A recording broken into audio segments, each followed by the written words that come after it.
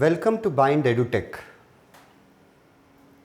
and in this video lecture we are continuing to discuss a chapter named Going Places, written by A.R. Barton. A.R. Barton के द्वारा लिखा गया going places नाम का chapter हम लोग डिस्कस कर रहे हैं। एक दो वीडियोज़ जिसका हम लोगों ने बनाया है, जिसमें ऑथर के बारे में जाना है, थीम के बारे में हम लोग पढ़ रहे थे। बेसिकली पिछले क्लास में जहां हमारा क्लास वीडियो लेक्चर जहां हमारा ख़त्म हुआ था वो ये जगह था। तो ये थीम में लिखा हुआ है कि इस कहानी का जो मेन थीम है वो दो शब्दों में, दो वर्ड्स में डिस्क्राइब कर सकते हैं। एडोलेसेंट मतलब टीनेजर, टीनेजर्स के फैंटेसीज, टीनेज में जो अनरियलिस्टिक ड्रीम्स वो देखते हैं, और दूसरा है टीनएजर्स द्वारा किया जाने वाला हीरो वर्शिप। एक फैंटेसीज और एक हीरो वर्शिप, ये दोनों इस कहानी का मेन थीम है। और ऑथर जो हैं वो इस बात पे ज़्यादा जोर दे रहे हैं, ज़्यादा स्ट्रेस दे रहे हैं कि टीनेजर्स के लिए ये नेचुरल होता है कि वो लोग अनरियलिस्टिक ड्रीम्स बहुत देखते हैं उस उम्र में। ठीक है, ये एक नेचुरल चीज़ है। और स्पेशली पोएट मेंशन करते हैं, specially when their families are not well off. Not well off का मतलब है पुअर मिडिल क्लास फैमिली। ये जो अनरियलिस्टिक ड्रीम्स देखने का टीनेज में जो प्रॉब्लम है वो ज़्यादातर उन बच्चों में होता है जो बच्चे पुअर मिडिल क्लास फैमिली से बिलोंग करते हैं। उसके लिए families are not well off ऐसा फ्रेज वर्ड यूज़ किया है। आप अगर लिखना चाहें तो लिख सकते हैं specially the children of the teenagers of poor middle class family. Poor middle class family के टीनेजर्स को स्पेशली अनरियलिस्टिक्स देखने का बहुत आदत होता है उस एज में। If the fantasies are beyond our approach, it may lead to miseries. Fantasy word तो इसमें हम लोग बहुत बार देख चुके हैं, अनरियलिस्टिक ड्रीम्स। यहां एक वर्ड आया माइजरीज, और lead to miseries. Lead to miseries मतलब टेक टू माइजरीज, और माइजरीज का मतलब होता है डिस्ट्रक्शन, मतलब बर्बादी की ओर। और माइजरी वर्ड का ये भी मतलब होता है कि लाइफ जो है वो नर्क जैसा हो जाए। To live a very miserable life is called miseries. एक बहुत ही खराब जीवन जीना, उसको माइजरीज बोला गया। तो यहां लिखा गया है इसके थीम में कि जो फैंटेसीज टीनेजर्स देखते हैं वो फैंटेसीज जब उनके अप्रोच के बियॉन्ड होता है।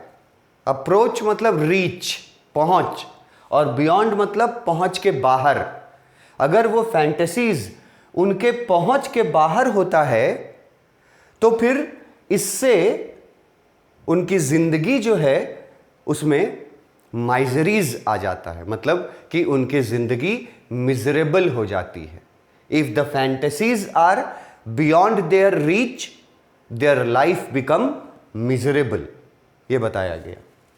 यंगस्टर्स मतलब teenagers usually idealise successful people and dreams of following their footsteps.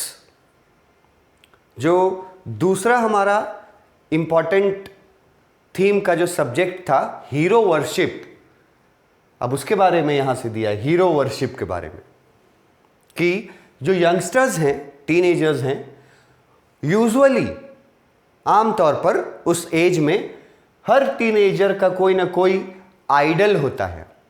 मतलब वो लोग किसी सक्सेसफुल पीपल को, किसी सेलिब्रिटी को अपना आइडल बनाते हैं और सपने में ड्रीम्स देखते हैं कि वो उनकी तरह बन जाएंगे।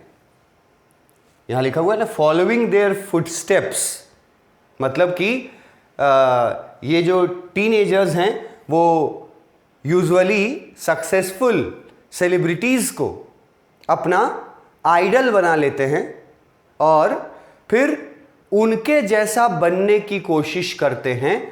इसके लिए लिखा है फॉलोइंग देयर फुटस्टेप्स, कि फिर वो लोग सपने में देखते हैं कि वो उनके जैसे बनेंगे। किसी सक्सेसफुल आदमी को, किसी सेलिब्रिटी को अपना आइडल बना लेते हैं बहुत जल्द टीनेजर्स, क्योंकि वो उम्र ऐसी उम्र है जहां डिसीजंस जो है वो बहुत जल्दी जल्दी चेंज होता है टीनेजर्स का। तो वो लोग कभी किसी को अपना आइडल बना लेंगे, कुछ महीनों बाद किसी दूसरे को अपना आइडल बना लेंगे, और वो लोग क्या कोशिश करते हैं कि फिर उनको फॉलो करें, अपने आइडल को फॉलो करें, मतलब फिर उनके जैसा जीवन बिताएं, उनके जैसा रहें, उनके जैसे बने, ऐसा वो लोग करते हैं। इसी को हीरो वर्शिप वर्ड टर्म दिया गया था। Their dreams drive them away from the harsh realities of life. ये देखो, harsh मतलब है कठोर, harsh मतलब कड़ा, realities of life मतलब जिंदगी की कड़वी सच्चाई। रियलिटीज मतलब सच्चाई, हार्श का मतलब यहां हो गया कड़वा। तो ये जो बच्चे हीरो वर्शिपिंग करते हैं, मतलब किसी को आइडल मान करके और उसके जैसा रहने और बनने का कोशिश करते हैं, ये जो ड्रीम्स हैं उसका हीरो वर्शिप वाला जो काम वो करते हैं, उससे क्या होता है, उससे वो लोग अपने रियल जिंदगी से दूर चले जाते हैं। They take them away from the harsh realities of life. ये जो ड्रीम्स हैं, फैंटेसीज हैं, इन फैंटेसीज का बच्चों के रियल लाइफ पे प्रभाव ये पड़ता है कि टीनेजर्स के रियल लाइफ पर, कि वो टीनेजर्स अपनी जिंदगी के सच्चाई से, कड़वी सच्चाई जो है उनकी जिंदगी की, उससे वो लोग मुंह फेर लेते हैं, उसका सामना नहीं करना चाहते। और इसका एक ब्रॉड मीनिंग निकलता है कि वो लोग टीनेजर्स क्या करते हैं कि अपनी एक अलग दुनिया क्रिएट कर लेते हैं, अपनी दुनिया। They make their own world, which world is full of fantasies and full of success. Teenagers जो हैं वो रियल दुनिया, जिस दुनिया में वो रहते हैं ना, रियल सिचुएशन जो है, वो उससे परेशान होकर के वो लोग अपना अलग दुनिया बना लेता है सपने में, और उस दुनिया को अनरियलिस्टिक दुनिया होती है। वो उस दुनिया में सब कुछ उनके अकॉर्डिंग रहता है, और वो दुनिया सुख सुविधाओं से भरी हुई दुनिया रहती है। ऐसे दुनिया अपने लिए खुद से टीनेजर्स बना लेते हैं, और इस वजह से यहाँ लिखा गया है कि वो लोग रियलिटीज ऑफ लाइफ से दूर चले जाते हैं। ड्राइव देम अवे मतलब टेक देम अवे। ये जो उनके अनरियलिस्टिक ड्रीम्स हैं, ये टीनेजर्स को हार्श रियलिटीज ऑफ लाइफ से दूर हो जाते हैं। मतलब उनकी ज़िंदगी में जो चीज़ वो नहीं पा सकते, जो चीज़ उनके पहुंच से बाहर है रियल लाइफ में, उस चीज़ को वो पा लेते हैं अपने बनाए हुए दुनिया में। जो दुनिया वो खुद से बनाते हैं, वो उसी चीज़ को पाते हैं, उस चीज़ को इच्छा जिस चीज़ की है उसी को पाने के लिए भी वो लोग अपना एक अलग वर्ल्ड, ड्रीमी वर्ल्ड बना लेता है। सपनों की दुनिया में जीता है वो लोग, टीनेजर्स। और अक्सर ये उन टीनेजर्स की बात की जा रही है जो teenagers poor middle class family से बिलोंग करते हैं, क्योंकि उन्हीं के पहुंच से बहुत सारी चीज़ें बाहर होती हैं, उनके लाइफ में सुख सुविधाएं होती नहीं हैं, तो वो लोग ड्रीम में अपने सुख सुविधाओं को पूरा करता है और उससे वो लोग रियल लाइफ से दूर हो जाता है। This makes it difficult for them to come in terms with their real life. यही बात मैं बता रहा था कि इससे ये होता है कि रियल लाइफ में क्या चल रहा है उसके बारे में टीनेजर्स जो हैं वो नहीं सोच पाते और उसके अकॉर्डिंग काम नहीं कर पाते, बल्कि अपने बनाए हुए सपनों की दुनिया में ही वो रहना पसंद करते हैं, क्योंकि उनको वहाँ वो चीज़ें मौजूद मिलती हैं जिन चीज़ों की इच्छा है और जो चीज़ें गरीब होने के वजह से वो अफोर्ड नहीं कर सकते। वो अपने सपनों की दुनिया में उस चीज़ को पाते हैं, अफोर्ड कर सकते हैं। तो वो लोग इससे ये होता है कि वो लोग रियलिटी से, जो ग्राउंड रियलिटी है, जो असल सच्चाई है उनके, जो असल कंडीशन है जो लाइफ का, उससे वो लोग दूर हो जाते हैं, उसको समझ नहीं पाते हैं और उस अनुसार वो लोग फिर अपना डिसीज़न नहीं ले पाते, सही डिसीज़न नहीं ले पाते। तो ये थीम के बारे में इतना बताया गया आपको कि ये चैप्टर जो है इसका थीम क्या है। यहाँ थीम डिस्कस कर रहे थे कि ड्रीम्स जो यूथ देखते हैं उसके बाद उनको जो पूरा नहीं होता और जो ब्रोकन ड्रीम्स होते हैं वो उसका नतीजा निकलता है। चैप्टर में ऑथर ज़्यादा फोकस कर रहे हैं उन टीनेजर्स के बच्चों को, उन फैमिली के टीनेजर्स के बच्चों को जिनके फैमिलीज़ पुअर मिडिल क्लास से बिलोंग करते हैं। वो लोग उन चीज़ों को जो उनके पहुंच से बाहर की चीज़ें हैं उसको पाने के लिए वो लोग अपनी एक अलग ड्रीमी वर्ल्ड बना लेते हैं, अपना एक अलग सपनों की दुनिया बना लेते हैं। इससे क्या होता है कि वो लोग रियलिटी से दूर हो जाते हैं और सही डिसीजंस नहीं ले पाते। ये इसका थीम है कि एडोलेसेंट पीरियड में जो होता है हीरो वर्शिपिंग करना, ये एकदम नेचुरल है और जो अनरियलिस्टिक ड्रीम्स देखना है वो भी नेचुरल है। एक लाइन पहले भी आया था, इसके पहले जब हम इंट्रोडक्शन पढ़ा रहे थे तो एक लाइन आया था कि it is not bad to dream but there should be a limit. Dream देखने में कोई खराबी नहीं है पर उसका एक लिमिट होना चाहिए। तो वो बात हमको यहाँ याद आया कि वो लोग रियलिटी से बाहर चले जाते हैं क्योंकि वो लोग लिमिट क्रॉस कर जाते हैं ड्रीम देखने में।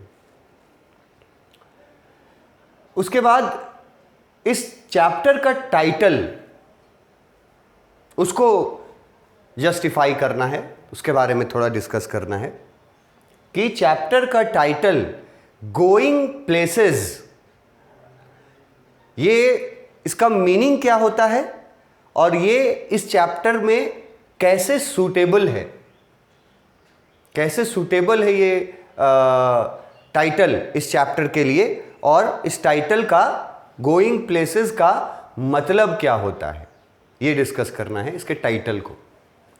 The title of the lesson is justified as going places, ये जो वर्ड्स हैं, इज एन आइडियोमेटिक एक्सप्रेशन। ये वर्ड्स जो हैं ये, इनको जब तुम ट्रांसलेट करोगे हिंदी में तो इसका मीनिंग कुछ अलग निकलेगा अगर अनुवाद करोगे, लेकिन ये एक एक्सप्रेशन है जिसका मीनिंग हिंदी वाले अनुवाद से अलग है। जैसे हिंदी में अगर गोइंग प्लेसेस को हिंदी में अनुवाद करें तो इस कहानी का मतलब निकला अलग अलग जगहों पर जाना। गोइंग प्लेसेस मतलब अलग अलग जगहों पर जाना, ये मतलब निकलता है इसके लिटरल वर्ड मीनिंग से।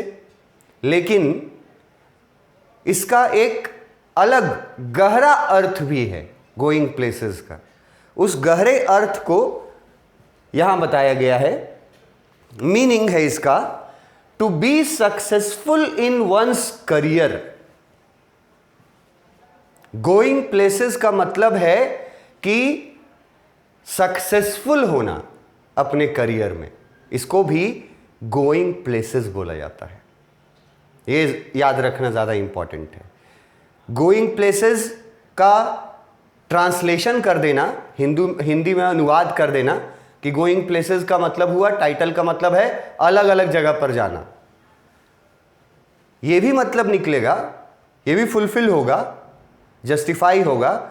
लेकिन इसका जो डीप मीनिंग है वो भी जस्टिफाई होगा। और डीप मीनिंग याद रखना जरूरी है कि उसका डीप मीनिंग है to be successful in one's career, अपने करियर में सफल होना, सक्सेसफुल होना।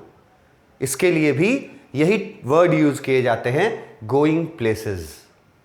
जैसे अगर आप किसी के बारे में बात कर रहे हैं, कोई बहुत आपका फ्रेंड है जो काफ़ी सक्सेसफुल हो गया है, तो आप बोलिएगा उसके बारे में that he is going places. अगर आप बोलिएगा ही इज गोइंग प्लेसेस तो इसका दो अर्थ निकलेगा।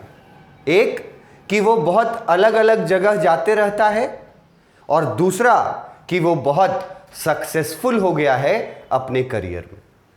दो अर्थ निकलेगा।